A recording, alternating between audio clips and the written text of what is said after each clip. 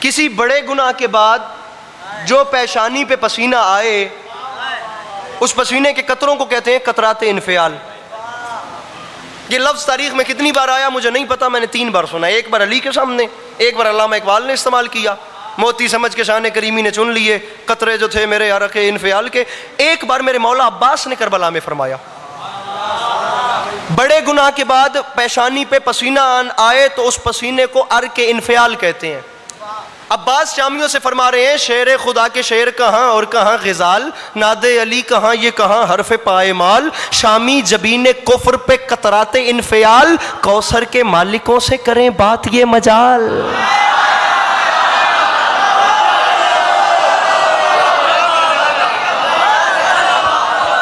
شامی جبین کفر پہ حضرت علی عباس شعر مکمل کر رہے ہیں. کوئی رئی برابر بھی اپنے اندر نیت یہ نہیں ہے کہ کراچی آنا ہے اور داد لیے بغیر جانا ہے, وہ ٹارگٹ ہی ختم. لیکن یہ مصرع میرے قد سے بڑا ہے, کوثر کے مالکوں سے کریں بات یہ مجال.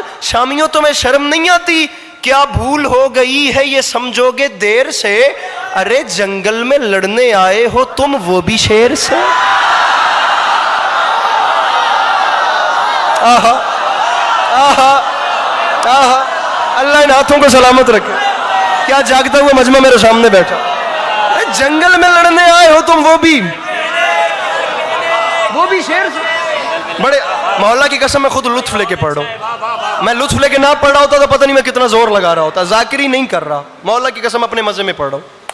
علی کے سامنے علی کا مومن آیا, علی نے قطرات انفعال دیکھے, فرمایا کیوں آیا ہے؟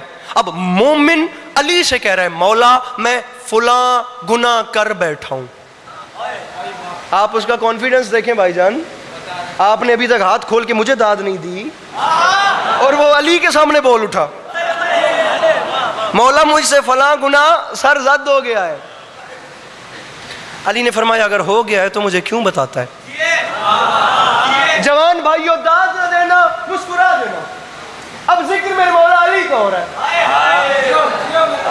بندہ یہ نہ کہے کہ اس دن مضمون اتنا لے کر گیا, وعدہ کر گیا اور اگلی مجلس میں مکمل بھی نہیں کر سکا, تو بس یہ بات سنی اور میں گیا, تاکہ مضمون ترتیب اپنی مکمل ہو جائے. سوشل میڈیا کا دور ہے, ہر بندہ سن سکتا ہے. مسکراہٹ مجھے چاہیے. علی نے کہا گناہ تو نے کیا مجھے کیوں بتاتا ہے؟ تھا گناہ گار. انکل جی جملہ سمجھیے گا. علی کے سامنے ہاتھ باندھ کے کہتا ہے مولا آپ کو اس لیے بتاتا ہوں کیونکہ قیامت کے دن بھی تو سزا آپ نے دینی ہے. پیچھے سے ہاتھ ابھی نہیں اٹھے, اگر وہاں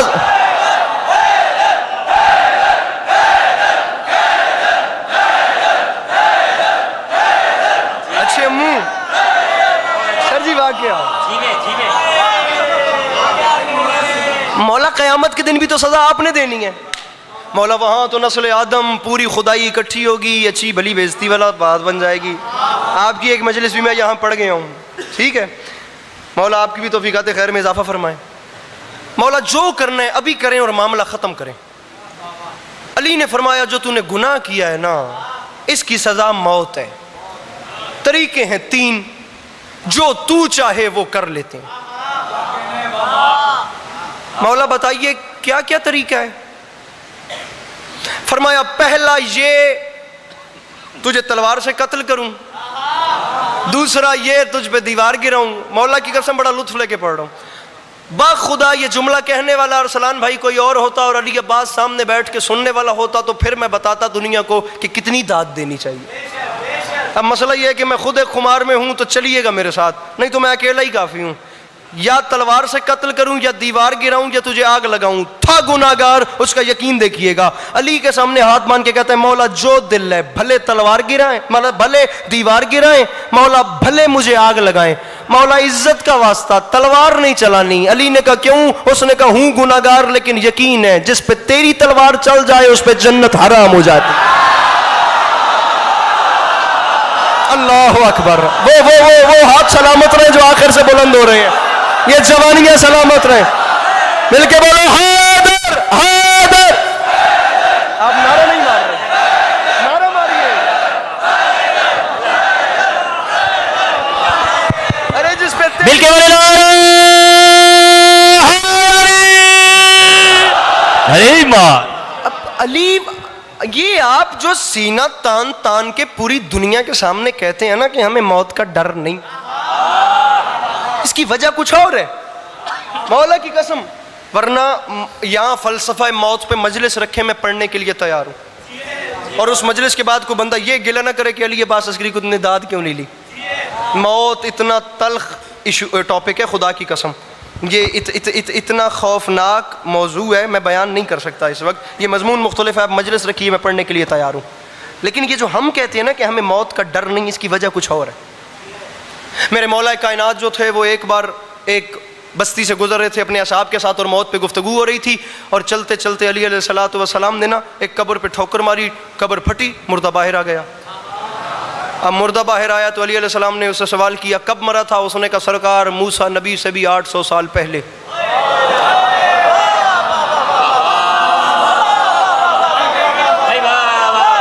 علی نے فرمایا ذرا موسیٰ نبی سے 800 سال پہلے اور آگے کے سالوں کا حساب دے، برزخ کا سفر کیسا گزرا؟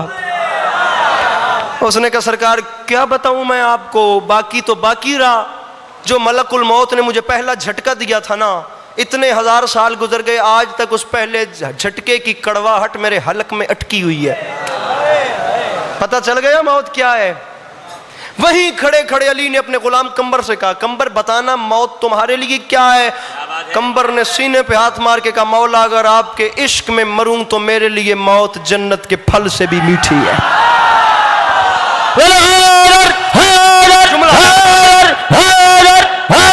ابھی مولا جنت کے پھل سے بھی میٹھی. ذائقے دو ہو گئے، ایک جگہ کڑوی کے 800 سال سے بھی آگے کڑوی، ایک جگہ جنت کے پھل سے بھی. پانی پیجئے، نعرہ آپ نے بڑا لگانا ہے اس کے بعد کیونکہ بات آ رہی ہے. دو ذائقے ہو گئے. تیسرا پھر میدان کربلا میں دیکھیے انصار کی فہرست میں نگاہ دوڑائی تو بھتیجا نظر آیا جس کا نام قاسم تھا. بادشاہ حسین چلتے چلتے پاس چلے گئے. بیٹا قاسم ذرا بتائیے آپ کے لیے موت کیا ہے؟ چچا اگر آپ کی راہ میں اپنی جان دوں تو میرے لیے موت شہد سے بھی زیادہ میٹھی، شہد سے بھی زیادہ شیریں. پتہ چل گیا وہاں اتنی کڑوی کی 800 سال سے بھی زیادہ کڑوی، پھر اس کے بعد کہیں اتنی میٹھی کہ جنت کے پھل سے بھی میٹھی، پھر عشق اور جنون میں اتنی میٹھی کہ شہد سے بھی زیادہ شیریں. کیا سمجھے؟ بندہ بدلے، عقیدہ بدلے، موت کا ذائقہ بدل جاتا ہے. ہاں بندہ بدلے، عقیدہ بدلے تو موت کا ذائقہ تبدیل ہو جاتا ہے. کیونکہ میرے مرشد علی نے فرمایا من یموتی یرنی، جو مرتا ہے وہ مرنے سے پہلے مجھ علی کو دیکھتا ہے. ہر مرنے والے کے سامنے مرنے سے پہلے مجھ علی کی کرسی لگتی ہے، پھر جسے جیسا علی لگے ویسی موت لگتی ہے.